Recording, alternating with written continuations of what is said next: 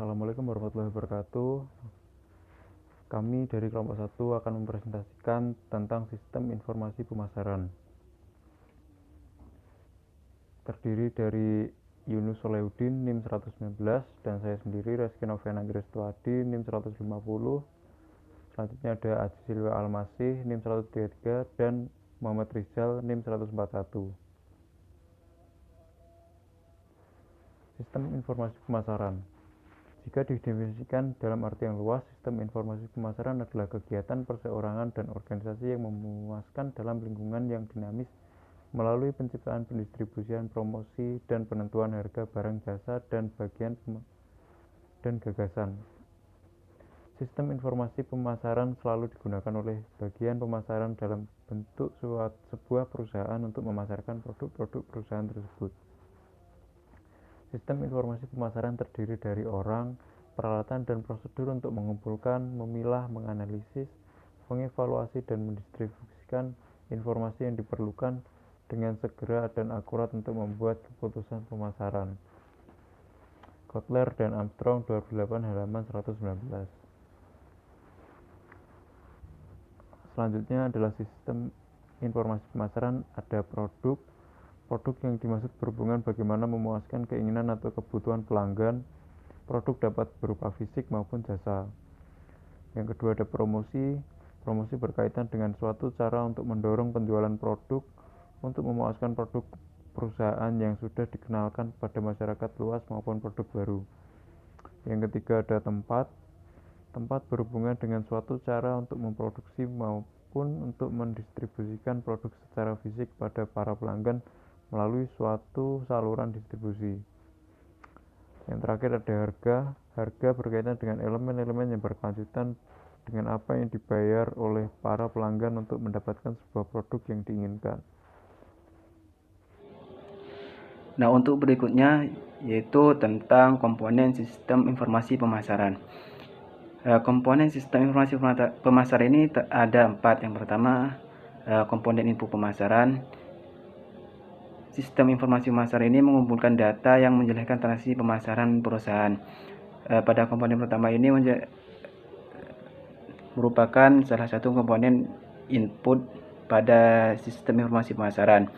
Kemudian yang kedua ada komponen model pemasaran. Model yang digunakan untuk menghasilkan informasi yang relevan, yang sesuai dengan kebutuhan pemakaian sistem. Jadi komponen model pemasaran ini menyesuaikan dengan keadaan dari perusahaan tersebut. Keadaan tersebut meliputi keadaan pemasarannya. Kemudian ada komponen basis data pemasaran. Nah, tiap subsistem output menyediakan informasi tentang subsistem itu sebagai bagian dari bauran.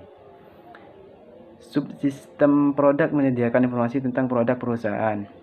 Jadi komponen basis data ini menyediakan data-data yang sudah diinput dari komponen sebelumnya. Dan yang terakhir ada komponen output pemasaran. Pada komponen ini data yang digunakan oleh subsistem output berasal dari database yang sebelumnya ada pada komponen basis data pemasaran. Penjelasan yang selanjutnya yaitu mengenai evolusi sistem pemasaran. Pada tahun 1966, Profesor Philip Kotler dari Northwestern University menggunakan istilah pusat syaraf pemasaran atau Marketing Nerve Center. Nah, ia mengidentifikasi 3 jenis informasi pemasaran. Yang pertama yaitu intelijen pemasaran. Informasi yang mengalir ke perusahaan itu berasal dari lingkungan. Nah, kemudian yang kedua informasi pemasaran intern atau internal marketing information, yaitu informasi yang dikumpulkan dalam perusahaan. Kemudian yang ketiga ada komunikasi pemasaran atau marketing communication. Nah, informasi ini yang mengalir keluar ke lingkungan. Pembahasan yang selanjutnya yaitu mengenai fungsi sistem informasi pemasaran. Fungsi bisnis pemasaran memperhatikan perencanaan, promosi, penjualan produk yang ada di pasar, serta pengembangan produk baru dan pasar baru untuk menarik dan melayani pelanggan baru dan potensial dengan lebih baik. Nah, Untuk fungsi sistem informasi pemasaran sendiri yaitu yang pertama, merencanakan pemasaran dengan tepat. Informasi mengenai kondisi pasar membuat usaha yang menggunakan sistem ini bisa terbantu dalam merencanakan kegiatan pemasaran ke depan dengan tepat. Yang kedua yaitu mengantisipasi permintaan pelanggan. Yang ketiga, menganalisis persaingan. Dan yang keempat yaitu memahami pelanggan lebih baik lagi. Untuk yang kelima, lebih efisien dalam pengambilan keputusan. Dan yang terakhir yaitu mengetahui kondisi pasar yang sedang tren atau yang dibutuhkan oleh pelanggan. Ya, Assalamualaikum warahmatullahi wabarakatuh. Perkenalkan, nama saya M. Yunus Solihuddin, NIM 119. Nah, di sini saya akan menjelaskan tentang model sistem informasi pemasaran.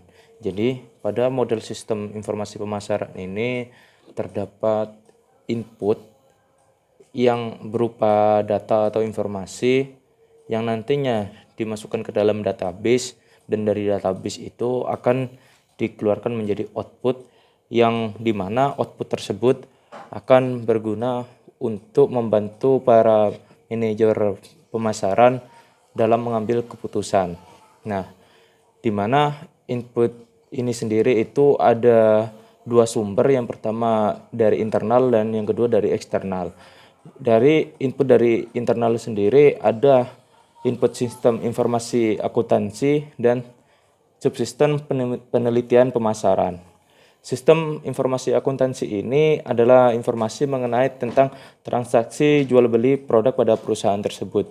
Nah, sedangkan subsistem penelitian pemasaran ini yaitu riset atau penelitian tentang pemasaran kebutuhan pelanggan akan produk tersebut atau keinginan pasar tersebut. Nah, sedangkan pada sumber eksternal itu ada subsistem intelijen pemasaran. Nah, di mana subsistem ini yaitu untuk mengenali konsumen atau cara perusahaan lain, pesaing lain itu dalam memasarkan produk yang sejenis dengan kita.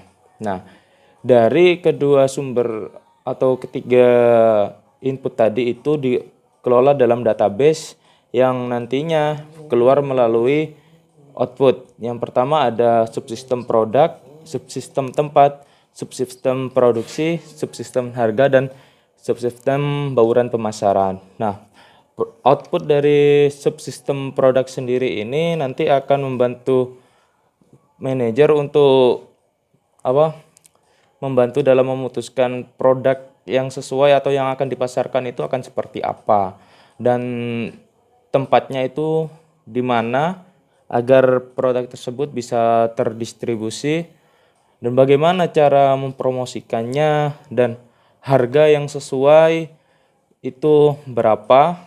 Lalu untuk subsistem bauran pemasarannya itu adalah kombinasi dari 4 output tadi, mulai dari produk, tempat, promosi, dan sistem harga.